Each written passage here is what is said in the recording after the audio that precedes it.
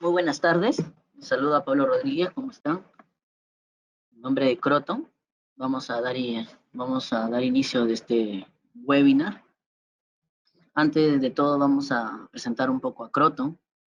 Croton, somos una empresa importadora de distribución mayorista, enfocada en brindar a nuestros clientes soluciones innovadoras y confiables en los sectores de telecomunicaciones, seguridad, tecnología de la información, iluminaciones y comunicaciones TICs a nivel nacional.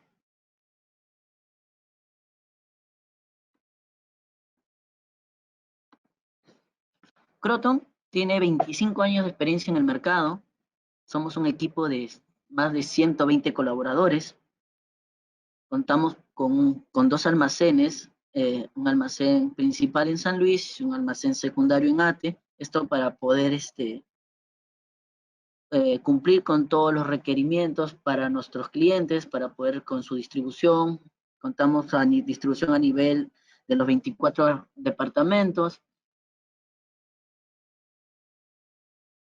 Por otro lado, Croton cuenta con la certificación de OEA. Esta certificación avala la seguridad que tienen los productos que trae Croton en el desaduanaje a nivel de SUNAT, que somos también una empresa calificada. Croton como tal también brinda cursos de entrenamiento, certificaciones de marcas. También cuenta con la experiencia ya mencionada de 25 años en distribución de mayoristas. Cuenta con garantía y soporte, asesoría en preventa y registro de diseños de proyectos, distribución y atención a nivel nacional. Bueno, el día de hoy vamos a hablar sobre diseño de una red de FTTH. Vamos a enfocarnos para los que estamos iniciando, los que están iniciando, están migrando de WIS a la red de FTTH, que puede ser una red GPON, una red EPON, pero esto está más enfocado en la parte del diseño, ¿no? Tomar en cuenta algunas cosas, cómo realizarlas, es la idea de este webinar.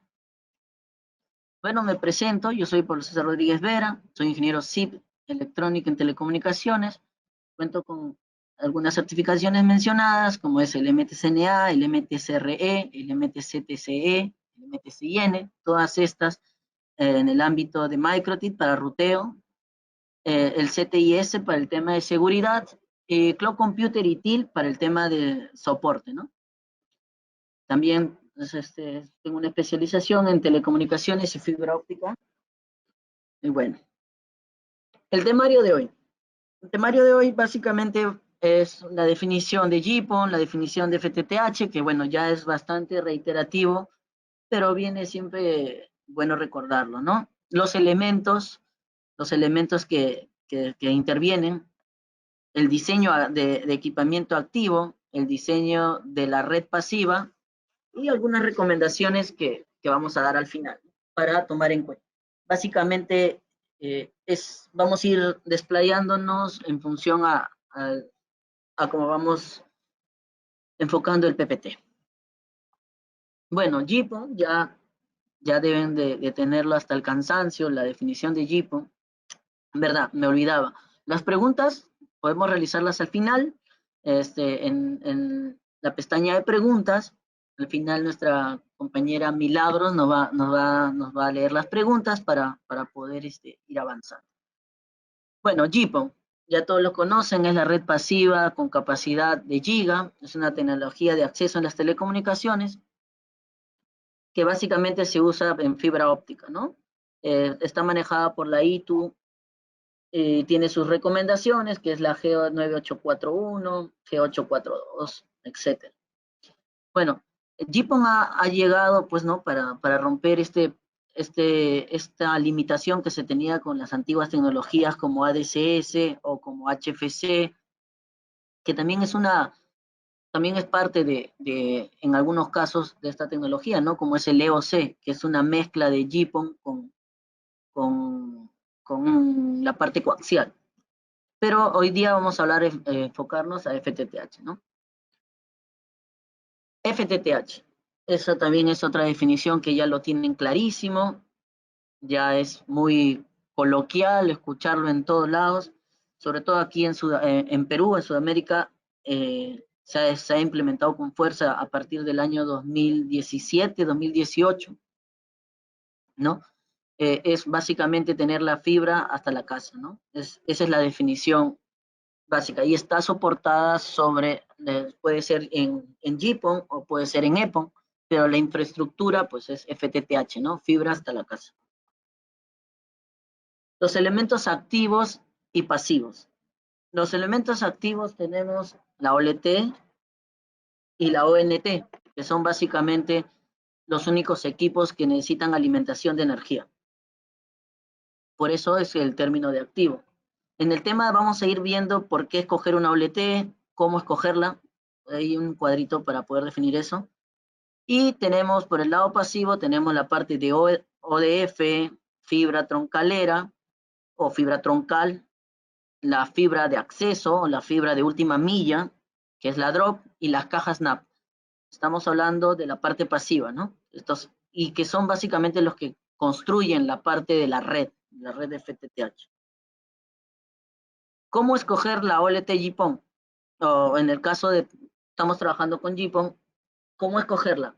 Primero tomar en cuenta dos cosas. Determinar el tipo de diseño, si vamos a trabajar en 64 o 128, GPON recomienda hacer los spliteos de 64 o 128. Esto tiene sus propias ventajas y desventajas. Algo de tomar en cuenta que cada puerto PON soporta 2.5 gigas de descarga y 1.5 gigas de subida. Haciendo una pequeña analogía con eso, o mejor dicho, una pequeña comparación, a mayor spliteo, asumiendo que todos los usuarios se conectan, solo podríamos entregar 40 megas, 40 megas, y si haríamos a 128 y todos se conectan, solo podríamos entregar un máximo de 20 megas. Hasta hace unos años se garantizaba el 40%. O sea, dentro de la parte del servicio, las entes reguladores te decían que tenías que garantizar como mínimo el 40%. Entonces se optó trabajar para ese entonces con planes de 100 megas y como cuando todos se conectan, lo máximo que le puedo garantizar es 40, entonces se decide o se recomienda trabajar con 64. Ahora, la otra pregunta es, ingeniero, entonces, ¿para qué trabajaría con 128? 128 lo podría aplicar para un diseño de cámaras, por decir, ¿no? Que no necesita que tengas mayor ancho de banda, ¿no? A menos que una cámara en HD pues está consumiendo 8 megas, 6 megas. Entonces, todavía hay ancho de banda suficiente. Entonces, primero tomar en cuenta con cuánto deseo trabajar, si es con 64 o con 128. Después que tomo en cuenta 64 y 128, hago mi cálculo o un pequeño cuadrito con una OLT de 4 puertos, cuántos clientes podría alcanzar en ambos diseños, ¿no? Por 4 podría alcanzar a 256, con 128 podría alcanzar 512. Igual, ¿no? Con 8 puertos PON, con un spliteo o un nivel de 64 clientes, puedo alcanzar 512 y con 128, 1024, ¿no? Como vemos es el doble, básicamente. Y eso nos va a ayudar muchísimo a poder diseñar básicamente con qué vamos a trabajar. Por otro lado, viene el tema de la ONT. ¿Cómo determino qué es lo que quiero trabajar, ¿no? En algunos casos se trabaja con ONTs, en el caso de GPON, con ONTs específicamente en función al puerto, ¿no? Ahí va a depender de cómo son tus clientes, qué te requieren tus clientes. Hay algunos clientes que exigen más estabilidad de Wi-Fi, entonces se le puede conectar una ONU Bridge y le conectas un router al bridge para poder tener internet y poder configurar, ¿no? Poner un router más robusto de repente en Wi-Fi, que que el cliente se sienta más estable. Pero también hay otras ONUs que ya viene con el router y con Wi-Fi. Entonces le coloco, por este ejemplo, podría ser en la marca Dixon el D130GW, ¿no? Y de 4 puertos el D120. Ahora, si deseas trabajar con una ONU de doble banda, para eso está el modelo D150. Eso es importante, ¿no? Saber cómo es que los clientes desean trabajar, con qué equipos desean trabajar los clientes, ¿no? O cuál es la necesidad del cliente. Eso va a depender del mercado, ¿no? Entonces, se recomienda trabajar siempre con la misma marca de OLT y ONT. Siempre se recomienda eso, pero es parte del mercado, ¿no? Es decisión y también de cómo se desea trabajar en la inversión. Después ya habíamos comentado el tema del garantizado.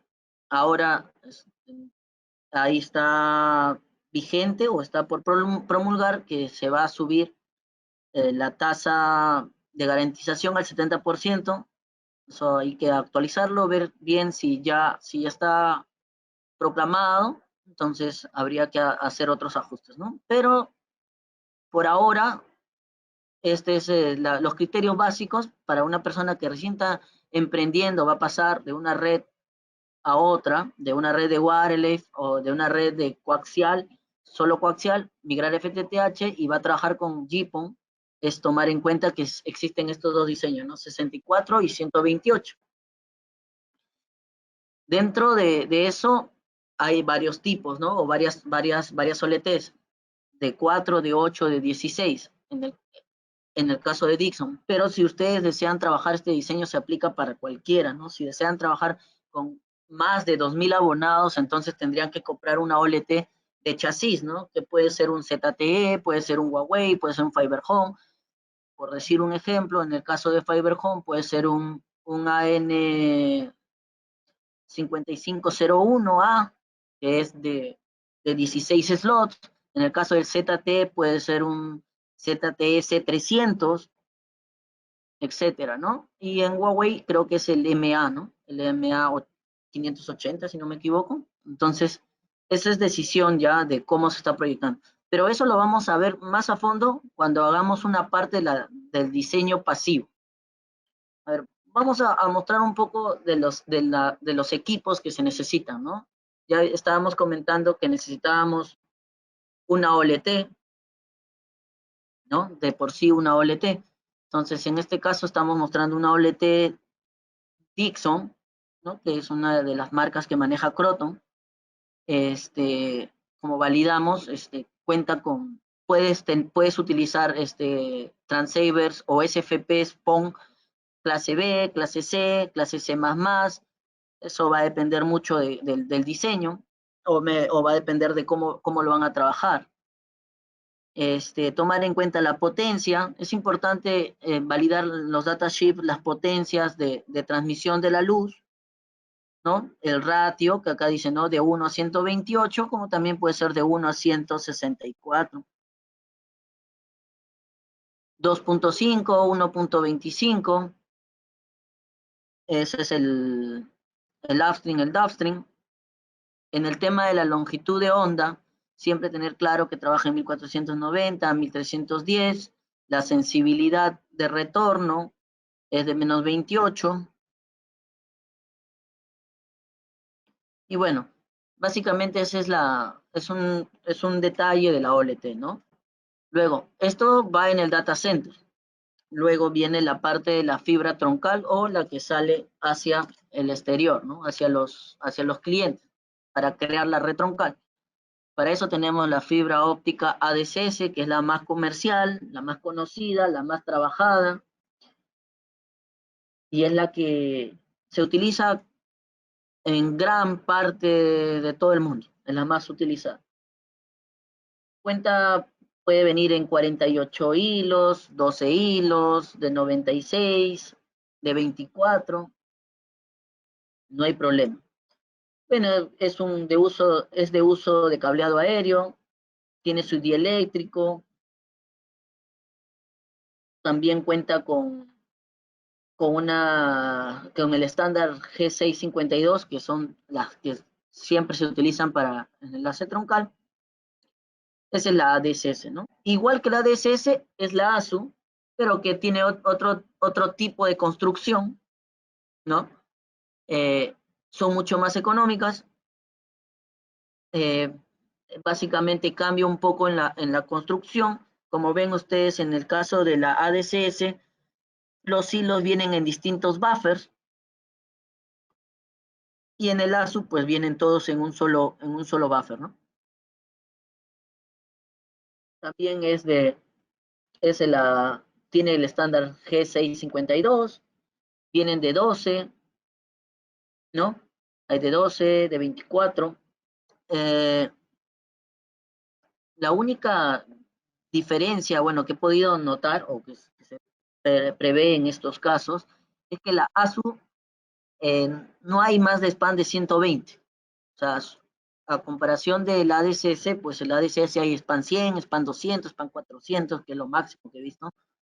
Entonces, ya con eso podemos hacer una comparación, ¿no? Pero igual, eh, ambas son para enlace troncal. He visto que en algunos casos usan el drop para enlace troncal. Bueno, no se recomienda. He visto que lo hacen funcionar. Sí funciona, puede que funcione, pero no es recomendable. Bueno, luego tenemos la parte pasiva. Tenemos la mufa, ¿no? Que ya todo el mundo conoce para qué es la mufa. Eh, es más utilizado para el tema para los empalmes de fusión externas.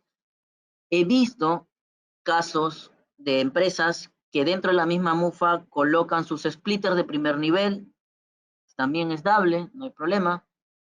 Eh, en algunos otros casos he visto que los splitters lo colocan dentro del data center para poder tener algún cambio, de poder hacer algo en alguna saturación o algo por el estilo. También es muy dable eso. Entonces, va a depender mucho del uso, ¿no? También, esta es una mufa de tipo domo, hay de tipo horizontal, también he visto que la utilizan, pero en particular recalco más la mufa domo, porque hasta donde a la experiencia que tengo o que he visto dentro de Croton, la gran mayoría adquiere más la mufa domo, ¿no? Puede ser por un tema de comodidad, por un tema de expertise, ya los técnicos están acostumbrados a trabajar con la domo, por el espacio que es mucho más amplio. Hay muchas características que puedes tomar en cuenta para escoger una mufa, ¿no? O caja de empalme, como le dicen algunos. La siguiente es la famosa caja NAP. La caja NAP es básicamente una caja,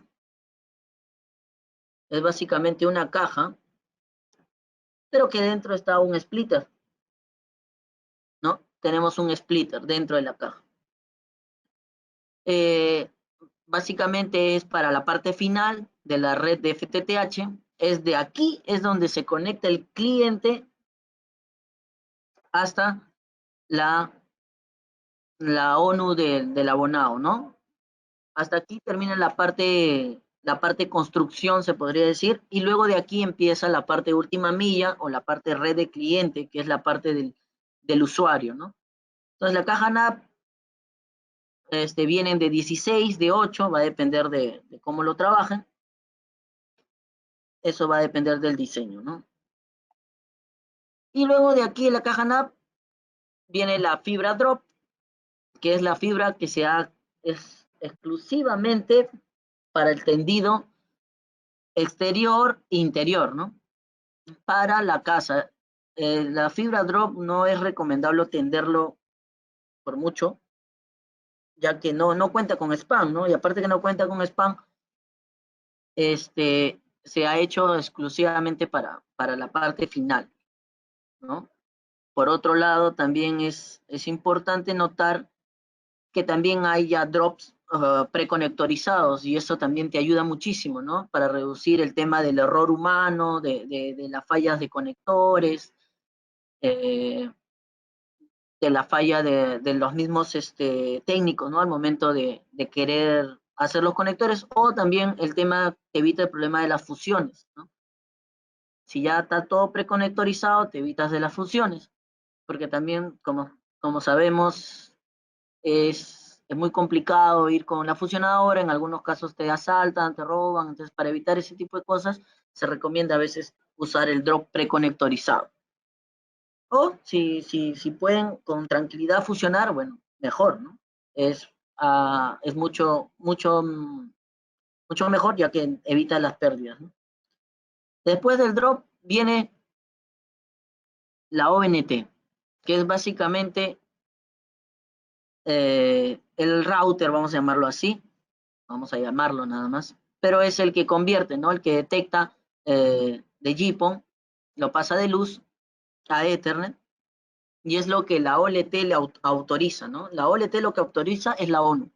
Entonces, hay ONUs o ONTs de distintos tipos. En este caso, la ONT 150 es una doble banda que cuenta con un SFPB+, ¿no?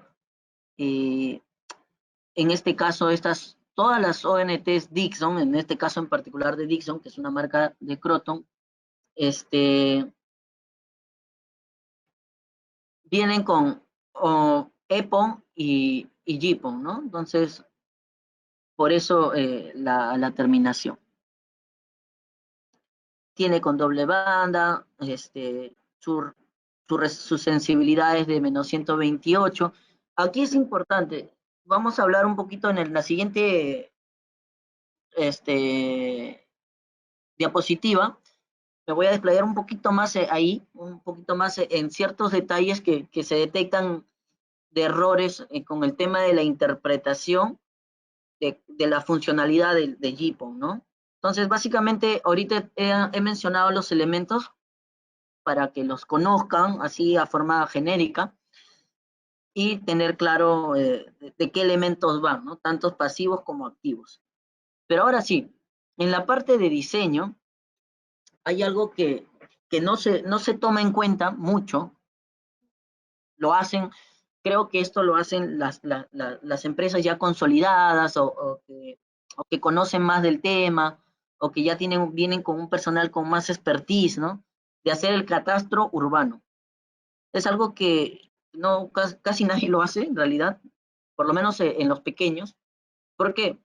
Porque el catastro urbano es el que te va a decir cuánto es tu proyección de clientes, el que te va a decir qué cantidad de postes vas a necesitar, qué tipo de fibra vas a usar, etcétera, ¿no? Y te da no solamente una ventaja técnica, también te da una ventaja comercial, porque al tener un catastro ya puedes hacer un plan de ventas, ¿no? O sea, ya tienes dónde van a ir tus cajas, tienes cuánto metraje, puedes proyectar cuál va a ser tu radio de cobertura.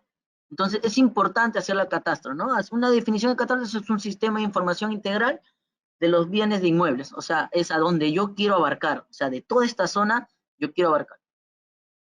¿Por qué es importante esto? Porque esto, al momento de hacer el catastro, básicamente es un personal que tiene el plano de la zona de cobertura y, y lo actualiza, vamos a llamarlo así, con una rola, mide las distancias de poste a poste, eso que te va a dar el qué tipo de fibra voy a usar.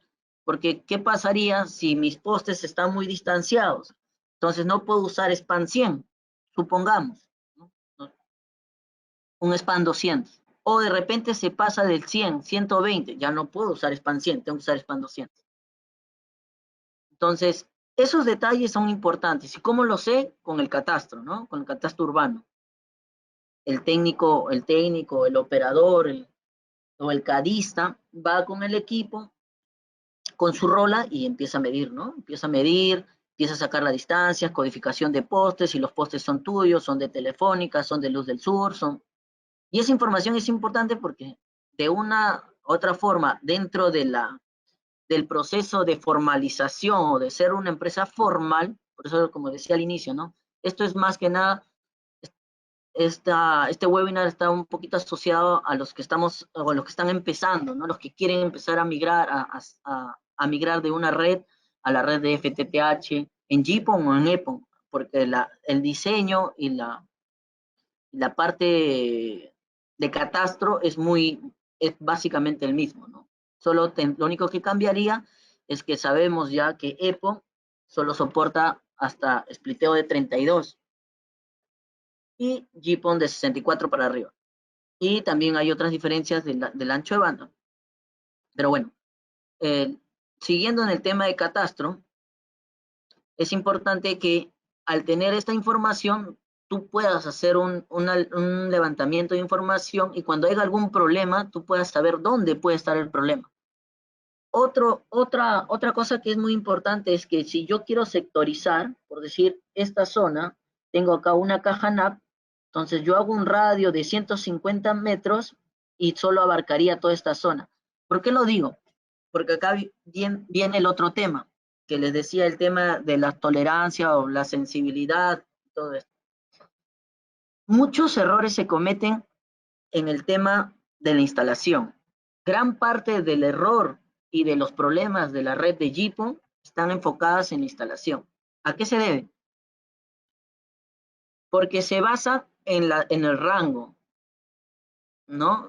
Dicen, bueno, mi equipo es hasta menos 28. Ah, ya, ok, menos 28. Listo. ¿Cuánto te llega de potencia? Me llega a menos 26. Ah, está bien.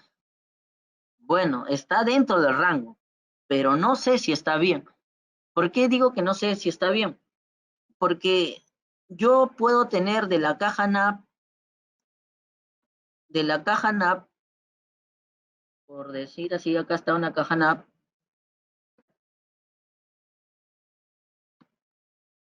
acá está una caja NAP, ¿no? En este punto vamos a hacer algo para poder significar.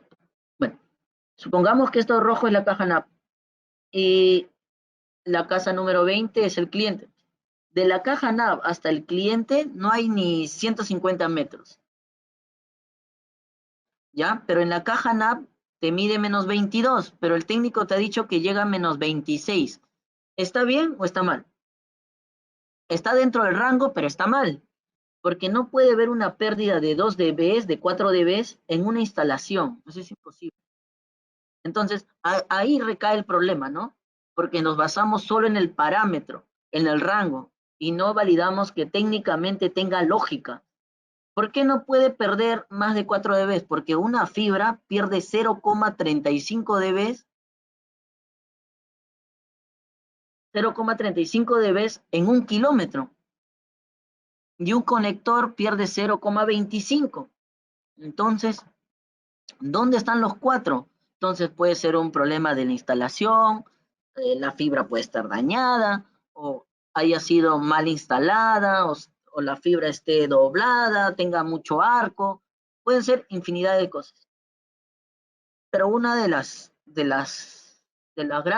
grandes problemas, mejor dicho, es el no tener el criterio y solo basarse en el rango. Entonces es importante y recomiendo a todos que siempre, después de haber terminado el catastro, después de haber levantado la información, todo, hacer la prueba y levantar información de cada, este, de cada, de cada caja, ¿no? O de cada red que están haciendo para poder tener el valor inicial y poder tener el valor final del cliente y así poder hacer una comparación, ¿no? Yo lo que suelo hacer es suelo darle como tolerancia a los técnicos, es decir, ¿no? Si en la caja NAP me llega a menos 22, como máximo en tu instalación, como máximo, o sea, es exagerando, te puede llegar a menos 23, como máximo. Es una exageración, pero es como máximo. Entonces, ya ahí como que es más real, ¿no? Porque si le llega a menos 25 está dentro del rango, pero no es lógico que pierda tanto en 150 metros. Quiero que eso quede claro por un tema de que esos son errores que se cometen al iniciar, ¿no? Ahora, vamos a pasar a un poquito a la parte de ya el presupuesto óptico o el diseño, ¿no? Para tomar en cuenta, básicamente. Eh, es importante tomar en cuenta del tema de los spliteos. Estos son valores que se han tomado en función a un promedio de algunas marcas en general. Entonces, los spliteos,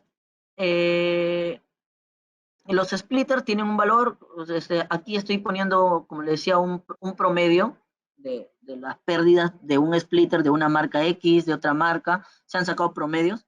Entonces, por decir, ¿no? Un splitter de 1x2 pierde menos 3.7, un splitter de 1x4 pierde menos 7.1, un splitter de 8 pierde menos 10, y así sucesivamente, ¿no? Un splitter de 16 pierde 13, un splitter de 32 pierde 16 y un splitter de 64 pierde 21. ¿Pero qué es el presupuesto óptico? El presupuesto óptico es la pérdida óptica, que es la pérdida que conlleva una red, desde el punto inicial hasta el punto final. Se calcula, pues, ¿no? Sumando los equipos que están intermedios y cada uno te arroja un valor de pérdida, ¿no? La suma de todo eso es la pérdida total de la red. Para eso tenemos un valor inicial, que es el valor que nos da el SFP PON de la OLT, ¿no?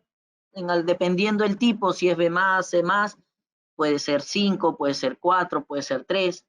En lo tolerante o en lo común está que, ¿no? El B+ es de 1 a 2, el B+, el C+ es de 3 a 4, ¿no? De 2 a 3, y el C++ es de 3 a 4. En algunos casos pueden ser más, menos, va a depender, pero siempre hay una diferencia entre ambos tipos, ¿no? Suelen ser de 2 o 3 veces. Va a depender del fabricante también. ¿Ya? Entonces, con estas pautas vamos a hacer este pequeño diseño, vamos a llamarlo así. ¿No? Vamos a tener una OLT, vamos a tener un splitter de primer nivel que lo vamos a guardar dentro de la mufa. Vamos a tener un splitter de segundo nivel dentro de la caja NAV. Y al final, pues, ¿no? De frente a una ONU, a una ONT, ¿no? Dependiendo de, ¿no? El término ONU o ONT va a depender de si es EPON, GPON, ¿no? Normalmente algunos lo conocen como ONU, otros como ONT. Entonces, dentro del diseño estamos calculando 16 kilómetros. Quiere decir que desde la OLT hasta la caja NAV hay 16 kilómetros. Algo que también es bueno comentarlo como experiencia es, GPON dice que es 20 kilómetros. Personalmente recomiendo sea menor para no forzar tanto la tecnología o estar al límite. Y también porque a veces vamos dejando reservas en la fibra y eso va sumando también, ¿no? Porque una cosa es la distancia y otra cosa es el recorrido, ¿no? Entonces, esos son detalles que con el expertise se ven ir dando cuenta, y que esa información se lo va a dar de por sí el catastro urbano, ¿no? Por eso es importante, y me he desplayado más en el catastro urbano, porque básicamente el webinar de hoy es el diseño, ¿no? Tener en cuenta eso. Entonces, ¿quién te va a dar toda esa información? Es el catastro urbano. El catastro urbano te va a decir si puedes colocar el post, en qué poste puedes colocar la caja, dónde puede ir la mufa, cuántos clientes tienes.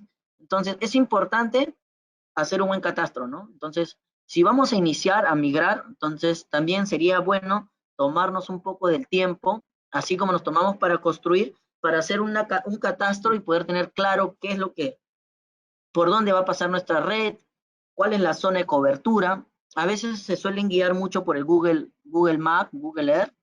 Ingresan, ponen una cajita como foto y ya, bueno, ese es mi diseño, ¿no?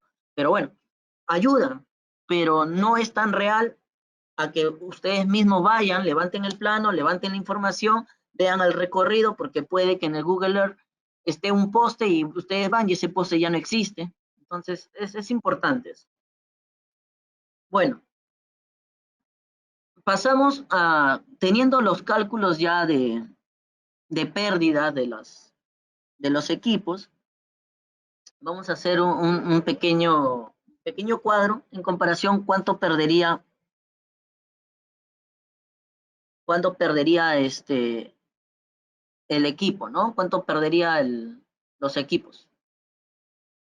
En el caso, acá los valores están elevados, en realidad están muy elevados, pero en lo ideal sería, pues, ¿no? De la OLT al ODF tenemos dos conectores, un conector está perdiendo menos 0,25, ¿no? A ver, ¿dónde dice conector? 0,5, entonces como son dos, pierde uno.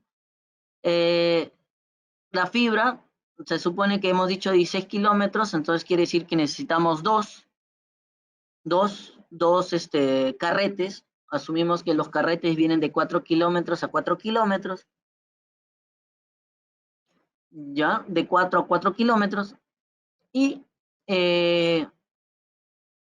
va a tener un empalme, y un splitter de 1 más 8, 1 por 8, perdón.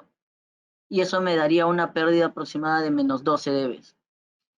Y como se replica lo mismo para la caja NAP, solo aumenta el número de empalmes, también otros menos 12,88, que me dan menos 26,64. Este valor es muy exagerado, en realidad, es muy exagerado. Por eso, como les decía, los valores se han sacado los promedios, pero debería estar dándote entre el rango entre menos 24, menos 23, por esos rangos, menos 23, menos 24, menos 25, dependiendo del fabricante, ¿no? Y dependiendo de la construcción, pero he trabajado con los valores al máximo para poder tomar en cuenta algunos datos. El de 128 es lo mismo, solo aumenta la atenuación en el segundo nivel y subiría a menos 15 y te está dando algo de menos 29, ¿no? Como se dan cuenta, pasa de la tolerancia, por eso les digo que es un valor exagerado, que tiene que rodear entre los menos 26, menos 27, pero esto estamos asumiendo que es cuando hablamos de un tipo B+, ¿no? De un B+, porque si lo cambiamos a C+, el valor pues llegaría con menos 26, con B+ sería menos 23 y con acá menos 3 sería menos 26, ¿no? Si usando este valor, menos 29, le sumamos el más 3 que le está dando el B+, sería menos 26 y ahí ingresaría al rango. Igual acá, menos 23, y acá, si fuera con 6, esto sería menos 20, si es C++, esto sería menos 20, y acá sería menos 23, ¿no? Eso va a cambiar y va a depender del tipo de SFP que utilices para poder realizar el diseño, ¿no? Se suele trabajar con C++ cuando se trabaja 128 y cuando las distancias son muy extensas, pero ahí hay un pequeño detalle, ¿no? El tema está que puedes trabajar con C++, no está mal y no está bien, hasta cierto punto. A ver, suena contradictorio. ¿Por qué? Porque va a depender si tu ONT también es C++, ¿ya? O sea, lo que muchos hacen es, se preocupan mucho por la descarga, o sea, por la bajada. Se preocupan mucho porque cómo llega la potencia, pero recuerden que el Internet es bidireccional, entonces hay una potencia de retorno. Entonces, si tú tienes C++ y te vas mucho más lejos porque, bueno, al tope, como en este caso, me he ido a los 16, 17 kilómetros y estoy enviando con B+, o sea, voy a llegar con mi tolerancia va a ser menor. Y si le paso C++, es cierto, mi tolerancia va a aumentar, pero si mi ONU no es C++, su conector no es C++, para él sí va a ser mucho más complicado llegar. ¿Ya? Eso quiero que se entienda un poco. Un poquito complicado, pero de repente ya cuando hagamos un taller de configuración, se va a entender mucho mejor, creo yo. Pero básicamente esta es la forma de cómo hacer un diseño en piloto, un piloto en casa, antes de implementar ya en la planta, ¿no? Hacer un piloto, probar, poner sus dos cajas, sus dos splitters, poner su LT, su ONU, e ir viendo. Pero es importante ese tema, ¿no? hay que tener en claro cómo son mis ONTs y cómo son mi OLT para poder tomar en cuenta en el diseño, dentro del diseño. Entonces, para seguir, vamos a dar unas pequeñas recomendaciones y para dar inicio a algunas preguntas, ¿sí? Bueno, las recomendaciones, bueno, realizar un catastro antes de comprar materiales, bueno, eso es algo que suelo recomendar porque a veces se compra todo y te das cuenta, ¿no? Que contaste, como no sabías cuántos postes había, compraste más crucetas, más ferretería, no lo sé, o compraste la fibra de Span 100 y cuando llegas te das cuenta que los postes están a 120 metros y necesitas más Span, o etcétera, ¿no? Entonces, por poner ejemplos, calcular su proyecto de abonados para poder comprar la OLT en función a esto. Esto también es importante y también está asociado al catastro, ¿no? Porque yo puedo hacer el tema de, yo puedo hacer todo el tendido, todo, pero si no tengo claro a dónde voy a abarcar, a dónde voy a enfocar los clientes que voy a abarcar, sí voy a tener problemas, ¿no? Porque puedo tener muchas cajas en un lugar donde, o puedo tener una caja con muchos bornes o conexiones, cuando en realidad no hay, pues no hay las casas, ¿no? No hay la casa suficiente. O puedo tener una OLT gigante y al final solamente tengo una pequeña zona que voy a abarcar, ¿no? Entonces, todo eso en mente es importante. Otra recomendación es realizar un estándar de instalación en la última milla. Esta es una recomendación personal, ¿no? Es una recomendación personal de que sí o sí, al realizar un estándar de última milla, te permite, pues, ¿no? Poder tener un perfil de instalaciones, ¿no? Podrías comprar preconectorizados de 80, 100 metros, 200 metros y poder tener mayor orden y poder trabajar con los preconectorizados. O, en todo caso, más que nada para no generar problemas, ¿no? Porque, ¿qué pasa? No, pero la fibra tiene de largas distancias, es para grandes distancias, sí, es correcto, pero a veces se suele instalar a todos a 100 metros y bueno, como la fibra es de más distancia, pum, instalas a otro a 600, 700. A los inicios no suele generar problemas, pero llega un momento de cuando hay muchas instalaciones de ese tipo, me ha pasado a forma de experiencia, de repente otros puedan decir, no, no pasa nada, puede que sí, de que empieza a haber caídas de los dispositivos, ¿no? De las ONT, empiezan a desconectar. A geoubicar sus dispositivos en cualquier plataforma, por ejemplo el KMZ, ¿no? Bueno, es el que más conocido. Es importante geoubicarlos, ¿no? Hacer la ruta de la fibra para si hay algún problema, detectarlo. Eso también es importante, ¿ya? Es importante tener esa información. Y la otra, perdón, es realizar pruebas de potencia en caja NAP después de haber finalizado el proyecto, ¿no? O sea, después que se termina todo el proyecto, hay que, hay que realizar pruebas de campo, que puede ser con medidor de Power Meter PON, o puede ser con un YOLM o OTDR de reversa, para poder ver cómo está la situación de la fibra. Bueno, es todo las pautas que he querido compartir. No sé, hasta aquí alguna pregunta. Milagros, no sé si me puedas apoyar con las preguntas. ¿Qué tal? Buenas tardes con todos los asistentes. Gracias, Pablo, por el pase. Sí, Pablo, tenemos varias preguntas. Voy a empezar primero por el señor José Cruz. Él realiza la pregunta. Dice, ¿qué software existe para el inventario de la red FTTH con mapa y catastro urbano?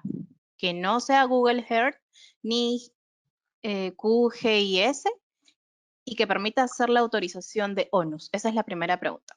Ah, excelente. Bueno, que te permita hacer la autorización de ONUS. En mi expertise, en lo que he visto, creo que a ese nivel que te permita hacer geoubicarlos dentro del mismo sistema, no he visto que te permita hacer todo eso.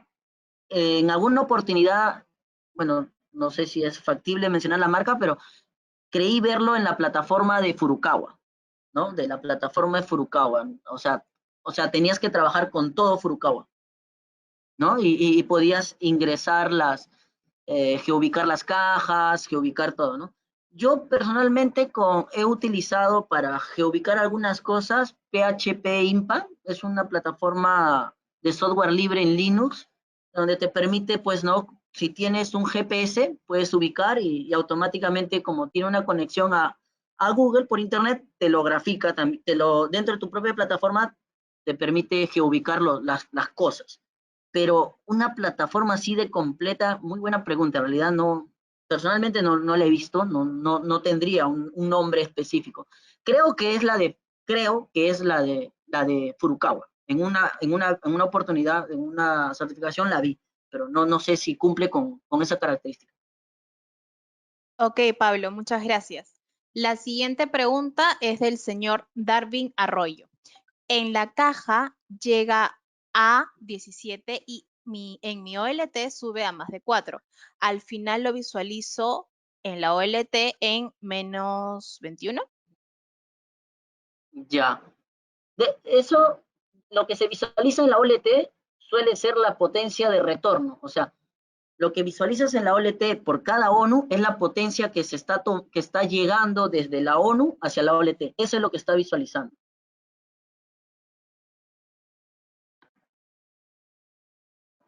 Ok, listo. La siguiente pregunta es del señor José Chukisuta. ¿Recomiendas que la distancia del cable drop tenga 1 kilómetro desde el NAP hasta la ONU? No recomiendo eso. No, Ok. lo ideal es, mi recomendación va a que dentro del catastro se, se haga, pues, a ver, para entenderlo un poquito, porque no, mi recomendación creo que no se entendió bien, no es 1 kilómetro.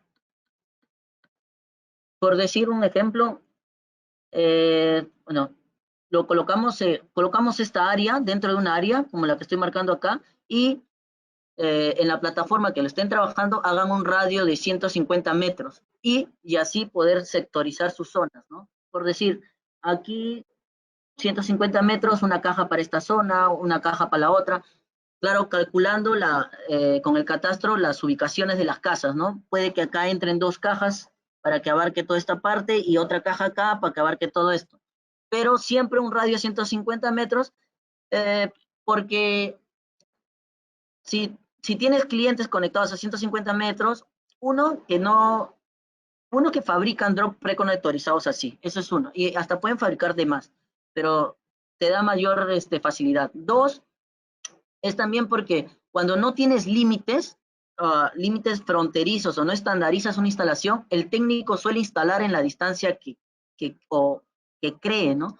Y a veces suele generar problemas, por lo menos lo que me ha pasado es cuando tengo clientes que se conectan a mayor distancia, al pasar de conexiones de más clientes, empiezan a caer otros, ¿no? Y es por el tema de que está a mayor distancia, ¿no? Eso es un tema de experiencia, más que por eso no recomiendo instalar a muchas distancias, ¿no? De la caja NAP, tener un estándar de 150, 200 como máximo, ¿no? Si no se puede crecer mucho. Listo, Pablo. La siguiente pregunta es del señor Henry Lazo. Dice, ¿dónde se puede hacer un catastro urbano? El catastro urbano es ir en algunos casos hay entidades que te dan los planos y otras que te las venden, o ir a la municipalidad, ¿no? Que te proporcione el plano a donde tú deseas atacar, vamos a llamarlo así, ¿no? O al plano que deseas coberturar, ¿no? Y te entregan el plano mediante unos permisos, una autorización, y con esos planos vas con tu plano, verificas en la zona, Vas con tus lapiceros de colores y vas pintando, ¿no? Acá empiezas con tu rola, acá va a iniciar, acá va a ir mi caja nav, anotas, ¿no? Es básicamente eso. Es trasladar toda la información real a un plano, ¿no? Todo como está, las casas, los postes, eso es el catastro, ¿no? Al personal que realiza eso, le suelen llamar cadista. Eso es básicamente. Genial. Hay otra pregunta también del señor José Cruz. Dice, en un esquema de 64 versus 128, ¿cuánto es el máximo de BW que se le podría ofrecer a los abonados teniendo en cuenta la limitación de 2.5 entre 1.25 Gbps del Sí, puerto PON? genial, perfecta, y en realidad está correcto. Como les decía, ahora es algo que hay que validarlo bien. No estoy tan seguro de esto, pero tengo entendido que hasta este año tenía el 40% era una obligación, ¿no? Por eso se recomendaba hacer 64, porque si tú vendías planes de 100 megas, lo máximo que le podías garantizar era 40 cuando todos estén conectados, ¿no? 40% en la descarga. Ahora, ya, o sea, GPON como tal ha crecido, no solo existe GPON, ¿no? Para crecer a grandes escalas ya se viene el XGPON y el SXGPON, ¿no? Que son anchos de bandas mucho mayores para cada puerto PON y que trabajan a otras longitudes de onda, ¿no? La pregunta era, ¿qué recomendación? Me decía, era que cuántos anchos de banda podría vender, ¿no? Yo recomiendo vender hasta 100 megas, 100 megas hasta 150 megas, ¿no? Esa es una recomendación.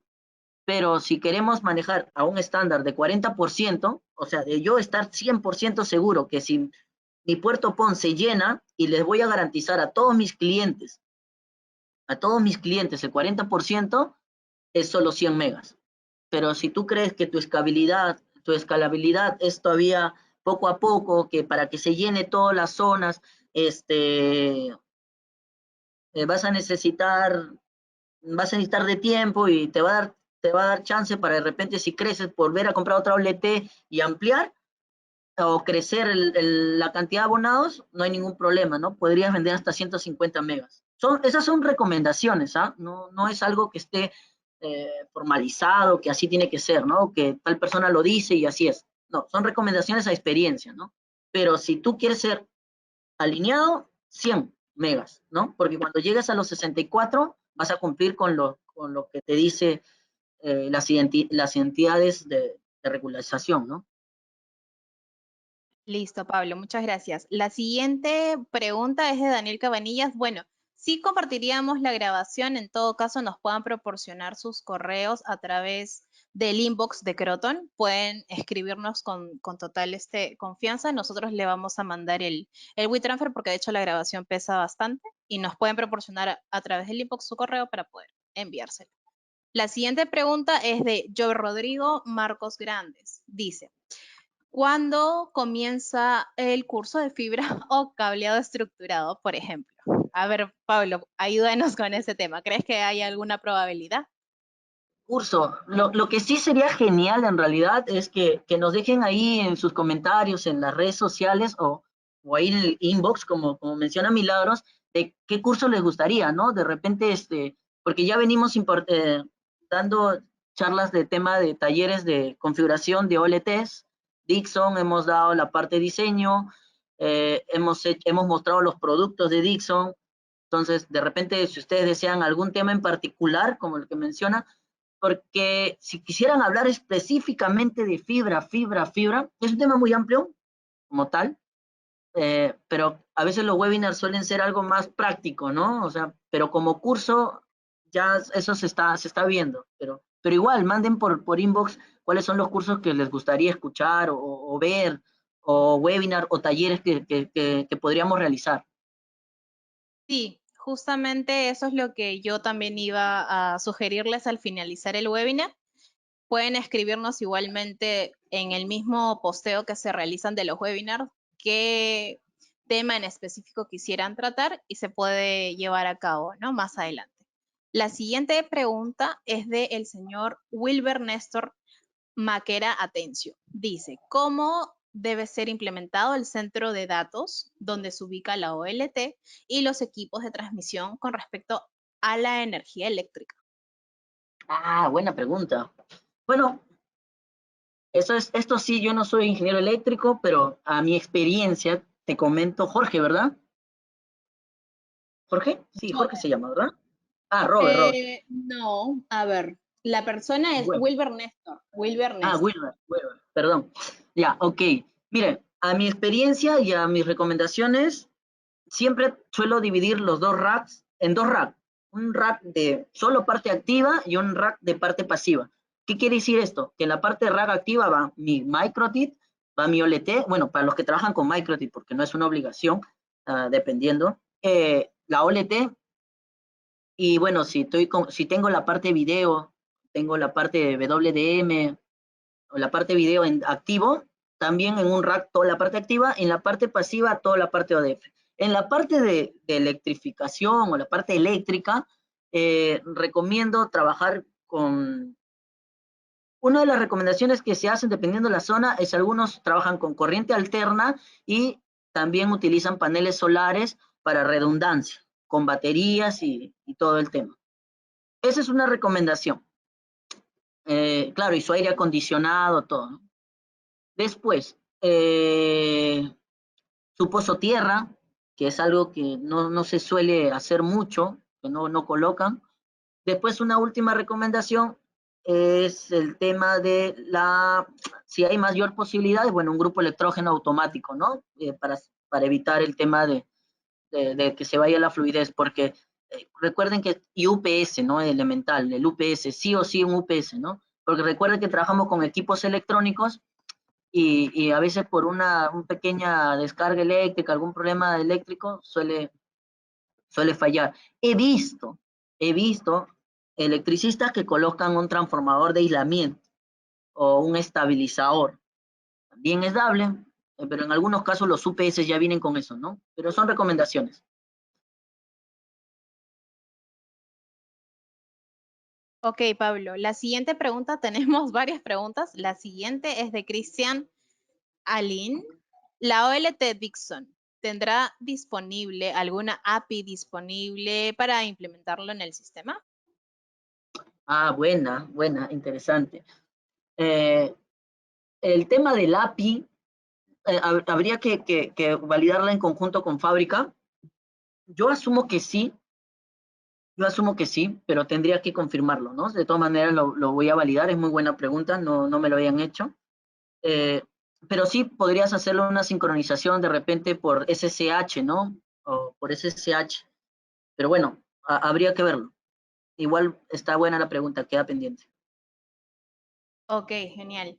La siguiente pregunta es de Sandro Miguel Rojas. Dice, ¿es posible que las OLT se puedan trabajar bien con cualquier marca de ONU?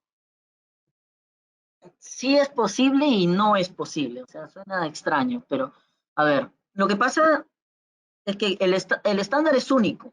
O sea, GPON es GPON, ¿no? Pero cada marca le genera un valor agregado, ¿no? Eh, en lo normal debería de trabajar dependiendo, por decir, en el caso de la OLT Dixon, vamos a hablar específicamente, se han hecho pruebas con otras marcas, que por decir ZTE o Huawei o ONTs de la mismo Dixon o de otras marcas del país conocidas y no hay ningún problema, ¿no? O sea, más encontramos problemas cuando trabajamos directamente con las OLTs, Huawei, ZTE, Fiberhome sobre todo, ¿no? Que son marcas muy cerradas, ¿no? Entonces ahí está el tema, va a depender mucho de la OLT, cómo lo has comprado, si está liberada, pero a veces cuando la liberan no cumple con ciertas características, pide ciertas compatibilidades, entonces más va por ahí. Pero con la OLT Dixon se han hecho pruebas con gran mayoría de ONU, de ONTs y funciona normal. Listo, Pablo. La siguiente pregunta es del señor Fran Saavedra.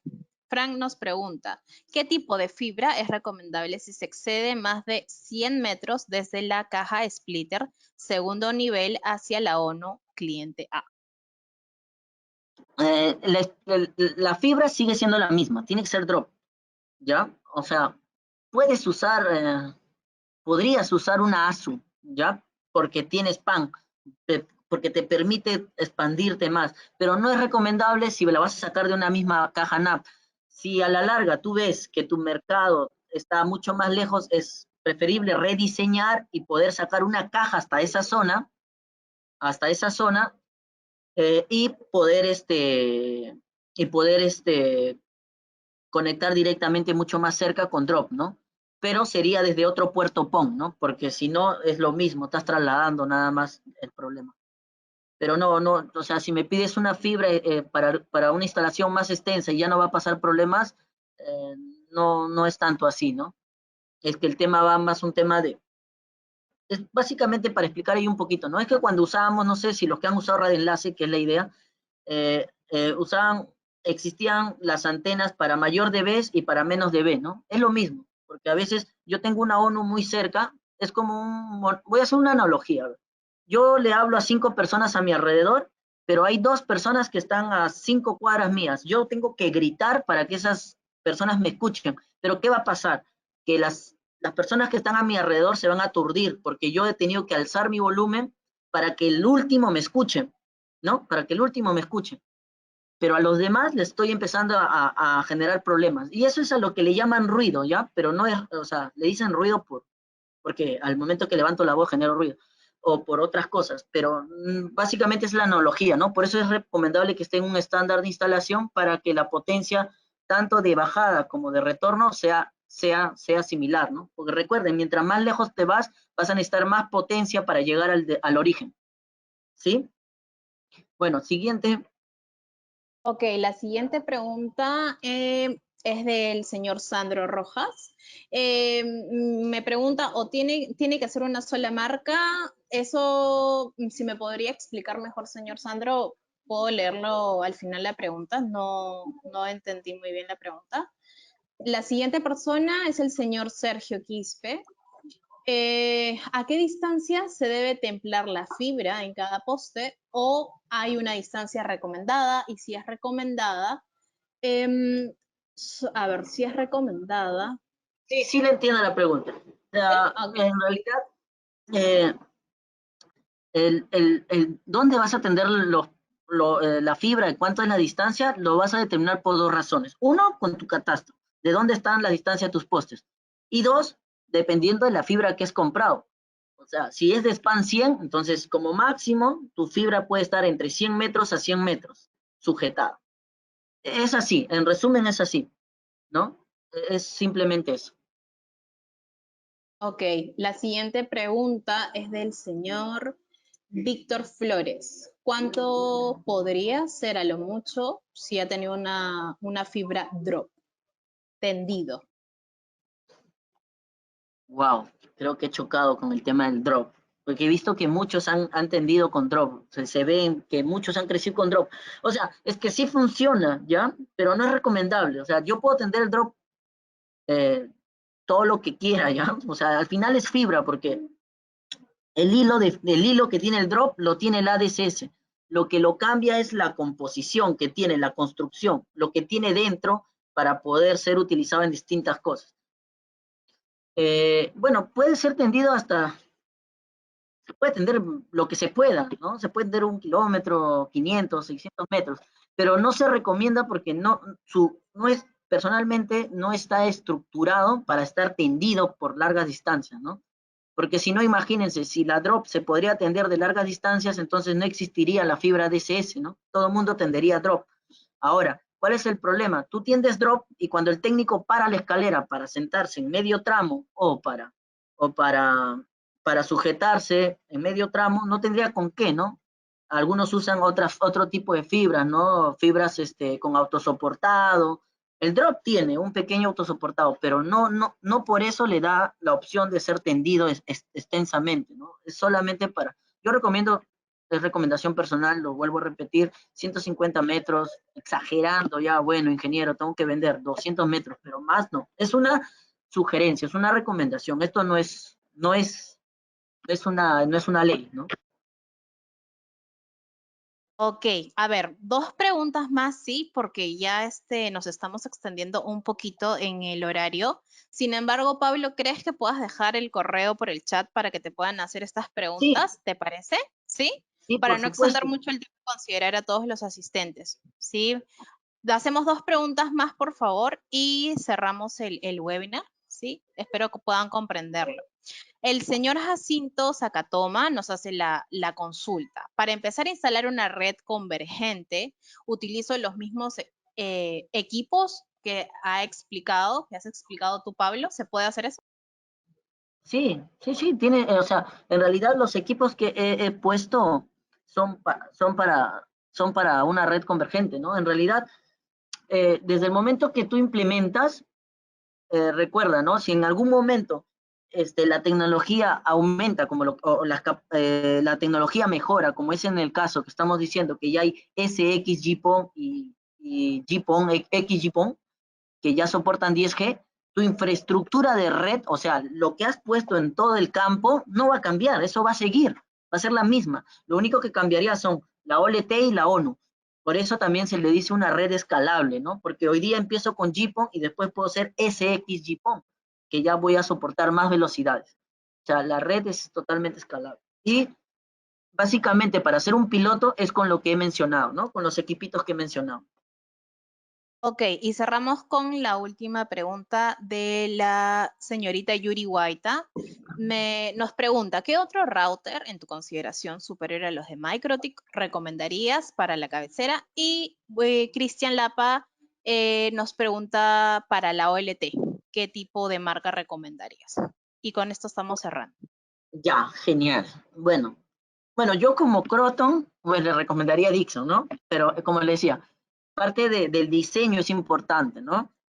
Voy a responder primero a la señorita, me dijo qué equipamiento recomendaría. Eso, mire, como decía, ¿no? Depende mucho de tu crecimiento.